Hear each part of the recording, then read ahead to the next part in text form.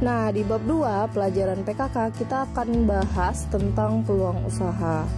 Peluang usaha itu terdiri dari dua kata. Yang pertama yaitu peluang, artinya adalah kesempatan, sedangkan usaha adalah upaya untuk mencapai tujuan yang diinginkan. Nah, sederhananya peluang usaha itu merupakan suatu kesempatan yang dimiliki oleh seseorang untuk mencapai tujuan yang ingin dicapai. Nah, dengan menggunakan sumber daya yang dimiliki.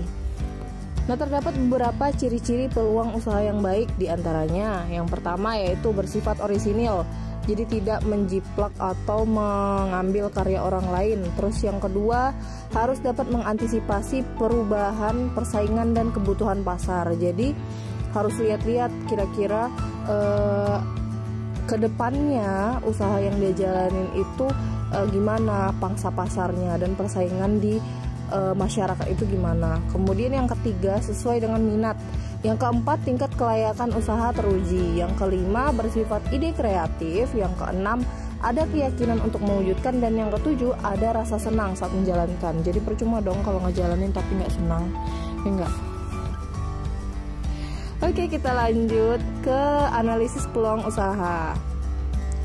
Nah, di analisis peluang usaha di sini seorang wirausaha harus dapat berpikir secara positif dan kreatif. Nah, di antaranya yang pertama, percaya dan yakin bahwa usaha tersebut dapat dilaksanakan.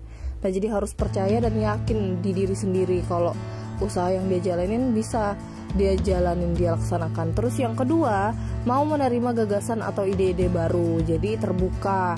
Jadi tidak berarti suatu saat memulai dia memiliki ide, kemudian ya untuk seterusnya begitu. Jadi harus menerima gagasan atau ide-ide baru, mengikuti perkembangan zaman atau perkembangan pada saat itu. Kemudian yang ketiga yaitu memiliki semangat kerja yang tinggi.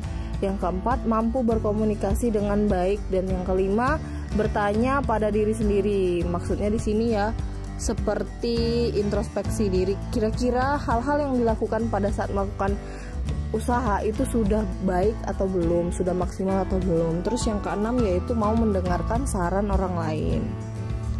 Nah, ada beberapa persiapan peluang usaha. Jadi untuk melakukan analisis peluang usaha itu dibutuhkan persiapan sebagai berikut. Jadi ada persiapannya. Yang pertama yaitu meneliti luas usaha yang dipilih. Terus yang kedua yaitu bentuk usahanya. Terus yang ketiga, jenis usaha yang ditekuni itu seperti apa. Yang keempat, mengenal informasi usaha yang diterima. Dan yang kelima, memiliki peta peluang usaha yang menguntungkan. Jadi sebelum kita membuka usaha itu ada beberapa persiapan untuk menganalisis kira-kira peluang usaha yang akan kita jalanin itu seperti apa sih.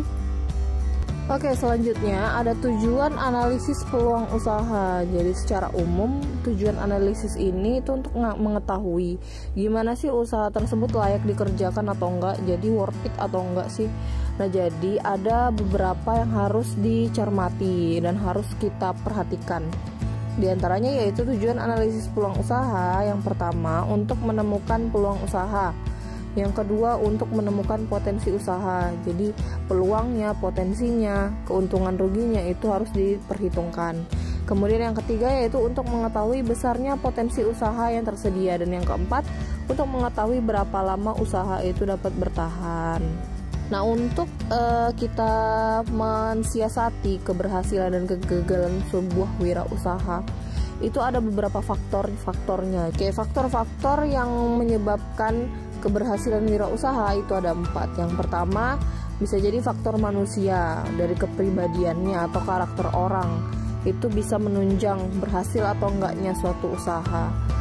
Terus yang nomor 2 yaitu ilmu pengetahuan. Jadi ilmu itu membantu kita dalam menghadapi berbagai persoalan. Jadi dalam mengelola usaha itu kita pasti dihadapkan dalam berbagai macam kondisi. Nah, ilmu pengetahuan inilah yang akan ngebantu kita untuk bertahan di dunia wirausaha. Nah, setelah ilmu pengetahuan, faktor manusia yang lain yang mempengaruhi keberhasilan wirausaha adalah pengalaman yang dimiliki. Jadi kan ada pepatah nih mengatakan bahwa pengalaman adalah guru terbaik. Jadi kita bisa belajar dari pengalaman diri sendiri maupun pengalaman orang lain.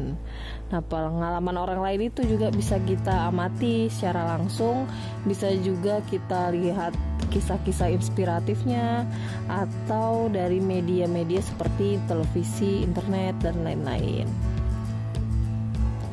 Nah, faktor kedua yang menyebabkan keberhasilan wirausaha yaitu keuangan. Jadi selain faktor manusia, faktor keuangan juga mempengaruhi. Nah, faktor keuangan ini merupakan salah satu pendukung keberhasilan dalam usaha. Jadi kalau nggak ada modal, usaha tidak mungkin bisa berjalan. Jadi harus ada modal dulu, seperti misalnya pembelian bahan baku, peralatan, perlengkapan kerja, gaji karyawan, promosi, dan kegiatan operasional lainnya. Uang memang bukan segalanya, tapi segalanya membutuhkan uang. Yang ketiga yaitu perencanaan. Nah, perencanaan yang matang sangat dibutuhkan untuk menunjang keberhasilan usaha. Biar usaha yang kita jalani itu bisa lebih terarah dan tidak asal berjalan gitu aja gitu. Nah, jadi kita juga harus merencanain kira-kira produk apa yang mau dibuat, terus modalnya berapa, terus calon konsumennya itu siapa, terus di mana tempat usahanya, dan siapa aja kira-kira yang terlibat dalam kegiatan usaha kita. Nah, yang terakhir yaitu pemasaran. Nah, jadi pemasaran produk itu juga faktor yang penting dalam keberhasilan wirausaha. Jadi sebagus apapun produk, kalau nggak mampu memasarkan, ya produknya nggak dapat dijangkau konsumen. Jadi nggak bakal bisa berhasil gitu. Nah, jadi ada beberapa yang harus dipikirkan. Kira-kira siapa yang akan memasarkannya, terus kira-kira siapa yang mau beli produknya, kira-kira terus strateginya untuk pemasaran itu gimana. Nah, itu yang perlu dipikirkan ketika menjalankan suatu usaha. Nah, kemudian selain faktor-faktor penyebab keberhasilan wirausaha, ada juga nih faktor-faktor penyebab kegagalannya. Jadi kegagalan itu bisa dari berbagai hal ya. Nah, ini salah satunya menurut Zimmerer. Jadi si Zimmerer ini bilang kalau yang menyebabkan wirausaha gagal itu ada beberapa di antaranya. Yang pertama yaitu tidak kompeten dalam manajerial, terus kurang berpengalaman, terus juga tidak bisa mengelola keuangan, lokasi yang kurang mendukung, gagal dalam perencanaan, sikap yang kurang bersungguh-sungguh, ketidakmampuan dalam melakukan peralihan atau transisi kewirausahaan, dan kurang pengawasan peralatan. Jadi kesimpulannya bisa kita ambil ya. Jadi untuk biar usahanya berhasil itu kita harus emang benar-benar sungguh-sungguh, niat, direncanain semuanya, dipikirkan analisisnya bagaimana. Jadi nggak asal berjalan gitu aja. Oke, sekian untuk pelajaran PKK di bagian peluang usaha yang bagian pertama. Nanti kita lanjut di bagian kedua. Oke, sekian, assalamualaikum.